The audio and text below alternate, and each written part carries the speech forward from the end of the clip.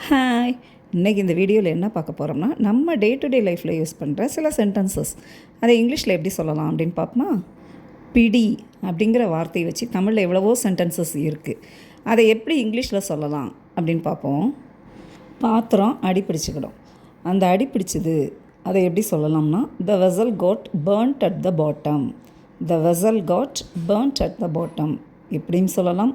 Otherwise the vessel got scorched. The vessel got scorched. அவர் cigarette பிடிப்பார். He smokes cigarette. He smokes cigarette. Otherwise, he is a smoker. He is a smoker. இப்போ என்ன பிடி பார்ப்போமா. அதாவது யானைக்கு மதம் பிடித்தது. அப்போ இதை இங்கிலீஷில் எப்படி சொல்லலாம்? The elephant is in mast. The elephant is in mast.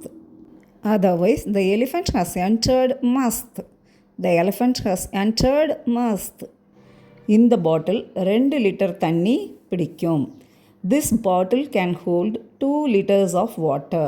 This bottle can hold 2 liters of water. This bottle has a capacity of 2 liters. This bottle has a capacity of 2 liters. 6 மணி ட்ரெயினை பிடிச்சி ஊருக்கு வாங்க. இந்த ட்ரெயினை பிடிச்சி அப்படின்னா என்ன? Take the 6 o'clock train and come to the town. Take the 6 o'clock train and come to the town. Phosphorus எளிதாக தீப்பிடித்து கொள்ளும். அது நம்ம எல்லாருக்குமே தெரியும். அது சீக்கிரம் தீப்பிடிச்சிடும். அதை எப்படி சொல்லலாம்னா பாஸ்பரஸ் கேச்சஸ் ஃபயர் ஈஸிலி. இல்லைன்னா பாஸ்பரஸ் இக்னைட்ஸ் ஈஸிலி. இக்னைட்ஸ்னாலே தீப்பிடிச்சு எரிகிறது தான். Phosphorus is highly flammable. Phosphorus நல்லா தீப்பிடிச்சு எரியக்கூடியது. எலெக்ஷன் வரப்போகுது. எந்த கட்சி ஆட்சியை பிடிக்கும்னே தெரியாது நமக்கு.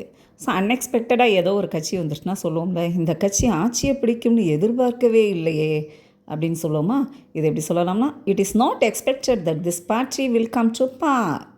It is not expected that this party will come to power. This party is not expected to win the election. This party is not expected to win the election. இந்த எலெக்ஷனில் இந்த பார்ட்டி வின் பண்ணும்னு எதிர்பார்க்கப்படவில்லை.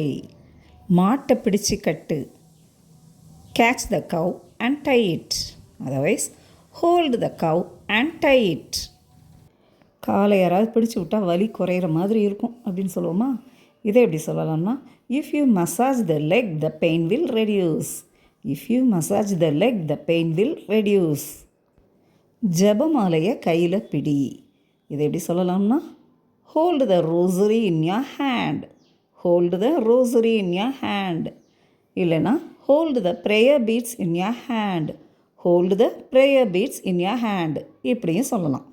என்னங்க இன்றைக்கி எத்தனை விதமான பிடின்னு வர சென்டென்ஸாக பார்த்தோமா. So hold these sentences in your mind and practice it in your daily life. Okay? Bye.